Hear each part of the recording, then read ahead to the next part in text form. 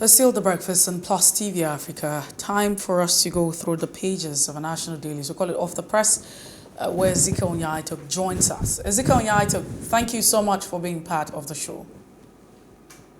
Thanks for having me. Hope we can improvise. Ezekiel, can you hear me? Yes, I can hear you very loud and clear. All right, then. Let's take a look at the Nation newspaper. We start off with the Nation this morning, and 2023, it's on the front burner. My support for APC, or my support is for APC candidate only. That's what Buhari is quoted to say. My support is for APC candidates only, says Buhari. And one would expect, should the president support, someone else that's not in his party, would be classified as anti-party politics. He's of the APC, and it's only natural that he supports whoever is of the APC. Ex-members contesting in all the parties are on their own. Aggrieved APC senator shelves defection plan. These are riders you find underneath the banner caption. Knowledge, vision, courage stand Tinubu out. You find out who's saying all of that. Akpata, looting of materials at NBA conference, shameful. That's what a lot of persons are saying. And federal government urges Canada to relax visa condition. Ex-crude account grows by 93,944 in 30 days. Excess crude account grows by $93,944 in 30 days. ICPC chair SAN slammed judiciary for enabling corruption. Falana Ozakome urged judge to be courageous. And Lamido lacks electoral value, says Wike's aide. World Bank United States commit $3 billion to Nigeria's energy transition plan. These are the headlines you find this morning on the Nation newspaper. But we also have the Punch, and so we go through the Punch. On the Punch, United Kingdom meeting, PDP worries over Wike, National Working Committee meets governorship candidates.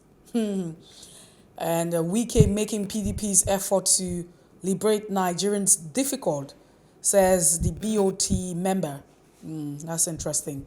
Events worrisome. Wike's interest cannot supersede party. McAfee is the chairman, and chairman is quoted to say, when Wike speaks, Rivers people listen. Aide replies ex-governor Lamido. That's it. That's dominating the front page of the Punch now. Away from that, Discos rake 777 billion naira from 10.2 million electricity consumers. That's what you find. Don't elect incompetent leaders, Sanusi tells Nigerians. Forex inflow drops 17% to $6.6 billion. Forex inflow drops 17% to $6.6 billion. And Shell, ExxonMobil, and lawsuit against NNPC. Wadume military panel clears 10 soldiers. And Balarabe promoted. Just before we move away from the Punch, Lagos logistic hub to boost 5 trillion food market. A Lagos lawyer rearraigned for trafficking an 11-year-old. I mean, what happens, because it feels like when you're in a certain profession, it's expected that, you should behave in a certain way, but that's not the case. You have this quite saddening report here where lawyer is arraigned for trafficking an 11-year-old girl. And strike no end in sight, state varsities insist. These are the riders, or these are the headlines on the Punch newspaper. We also have the Daily Trust. I won't support Atiku. Orders against Tinubu is expected, but that's what the president is quoted to say. President will fail woefully if he contests again. Former vice president is quoted to say, and voters, not your support, will determine winner. That's what the Labour Party is saying. Voters, not your support, will determine winner. Labour Party, that's the Labour Party is quoted to say, saying as a response to the thoughts of the president saying he will only support Tinubu of the APC. Atiku meets Wike in London today. There's riders underneath the board caption. Why we meet IBB Abdusalami over a Muslim ticket, Bashir quoted, and Disco's record 777 billion naira collection in the first quarter and false restructuring. Days after NMPC pact, Shell and others begin process to end lawsuit against the NMPC. Federal Executive Council okays 44 billion naira road project in Northeast as Yobe Kebbi Taraba gets 28 billion refund. I remember what the government would say if it's a trunk A road. I mean, if it's a federal government road, the federal government will be involved in fixing of the road. But there's a time where there's a discrepancy where, hey, government was saying that if federal governments were, the state governors were engaged or state government were engaged in fixing of federal roads, there's nothing like a refund for it. Okay, but it feels like that's taking a different turn now. And you find federal government molds concessioning of Abuja Kaduna rail surveillance. Ministry NFF blame FIFA as Falcon is stranded at the Turkey airport. Again, you find NDDC director in EFCC net over 25 billion fraud. That's the headline you find on the Daily Trust. And then we have the Guardian newspaper. Idle refinery workers earned 136 billion naira amid $3 billion upgrade costs. Community leaders lament local content violation and 2 million naira bribe per job slot. NMPC silent as stakeholders raise concern over profitability and refinery project. The riders you find underneath the bold caption on The Guardian this morning. Despite crisis, argument governorship candidate and boast of PDP's victory in 2023. And again, you find Lagos residents lament use of Krokpe by kidnappers and armed robbers, and troop destroy Boko Haram markets in Borno and kill 6, while insecurity increased in the second quarter of 2022 by group. These are the headlines this morning on the front page of the Guardian newspaper. But we have Ezekiel Nya-Etok who joins the conversation this morning. He'll be sharing his thoughts on some of the big stories. Ezekiel Nya-Etok, thank you for joining us once again. Thanks for having me.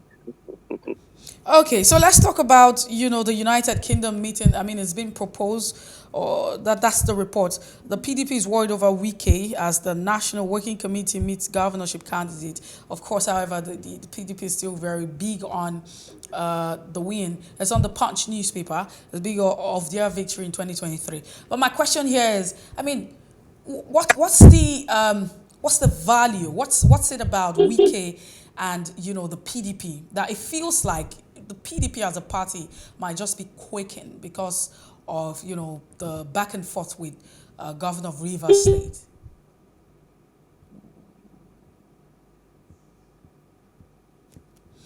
Ezekiel Nya-Etok, can you hear me?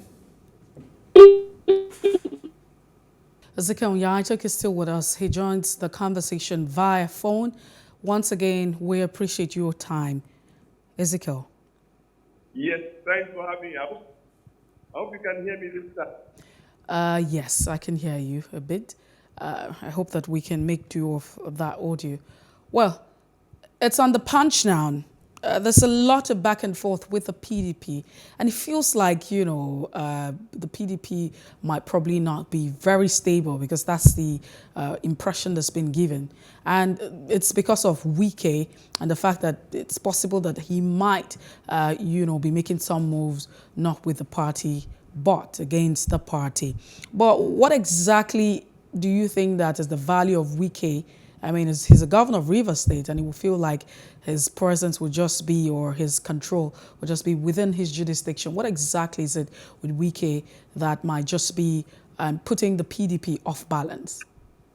Okay, I would tell you this, and it's not rocket science.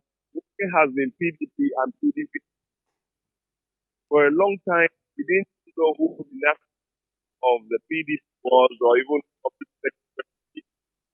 Wike was everything about the party. He was in the media. He did regular press briefings.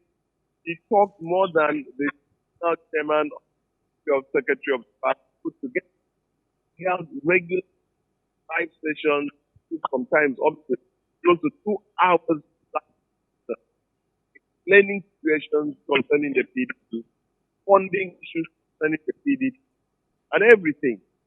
And by the time they had the convention, you can see that aside from it, stunt pulled by Tampua, he was going to win the tribe. That makes it absolutely clear that this man is his control of the party was no fluke. Now, whatever is happened, and who was able to pick the ticket, wisdom only demanded that Atiku should cool down, swallow the pride, as well, get down to a in any way possible, because politics is about negotiation, and then get the support of the party. But in a very curious way, that didn't happen. And Mr. Atiku that I know, because he's a deaf, my opinion, player, somebody who is experienced, somebody who understands the tactics of the game, and somebody who would bend over backwards to get what he wants. But I'm not quite my feet. And I would say almost putting my money on that without Wike, PDP can as well forget the president. Even with Wike is very shaky because Nigerians are just tired of APC. And I'm afraid to say they've got the next person of the new kids on the block.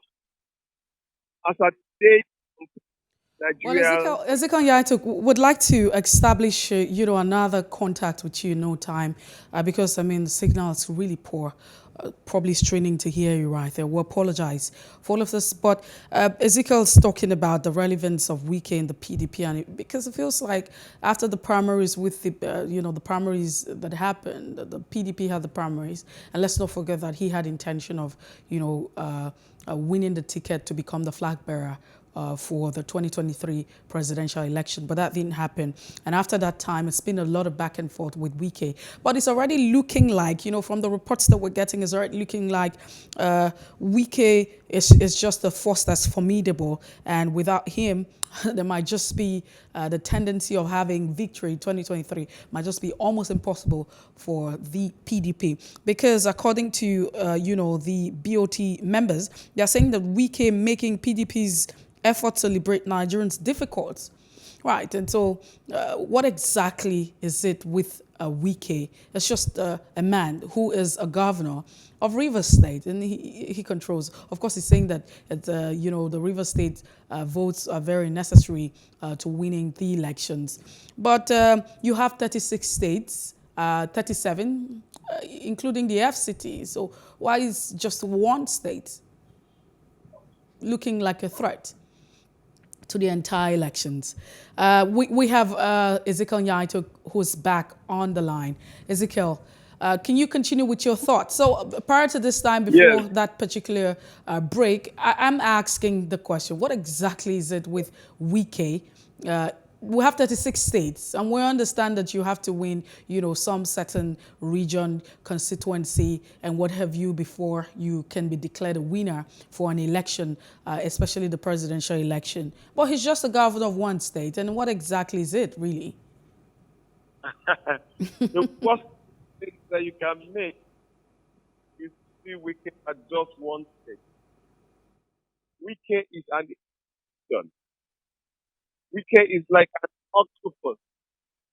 He's got his fingers in so many pies in every state, so many states, as far as it is concerned. I think you cannot forget in memory that you can also express the defection of the governor of Cross River to a man called Wike, who went into his state and ensured that the governor of an opposition party not governor, a candidate of an opposition party, won an election, and you see the incumbent was like literally complaining. So Wike is not one state. Wike is an institution as far as politics is concerned in Nigeria. That is the Wike. That is the man you can put the wave of the hand. And I think that my Atiku is starting to use the handwriting more. And for one of the papers, you could see the strong way that is on his way to out of the country. It's Atiku, with Wike. So as far as like I said, Atiku has so many things. Number one is the person of Wike. The other person is Sami, created by on the block. But today, that's what I'm trying to say before the issue came up. As of today, Nigeria can be boxed into political rings. The first ring has Atiku and how can I say his name? The Lion of Bodyland, you know, and that's on on the second block, you have the old in new group, and that's talking about one question and still the third group where you have the new kids in the new block, and you can talk of SC, Adebayo, and AD Kachiku. So when you look at the two dynamics, I don't want to what that Atiku is confident in winning the election, and I think that's my account to a great extent for his reluctance in in the way he's getting about his campaigning. Yes. So I think that the issue on ground concerning Wike and PDP is a little larger than mid to high. So that's right now. Well, let's also look at the Daily Trust newspaper. It talks Yes. about, it's also dominating other papers. I mean, uh, the thoughts of the president. I won't support Atiku, orders against Tinubu. And, the obvious question here is you don't state the obvious, right? What's the essence of stating the obvious? That's what we know it. But for this statement to be put out, do you think it's possible, for a president who belongs to a certain party to support another candidate who's not of his party? My president is from old age because there are things that he sees that just don't make the president of the Federal Republic to know how to between governance and he should know that as the president of the Federal Nigeria, but when it comes to politics, he's not the chairman of any politics. He's a member of AP.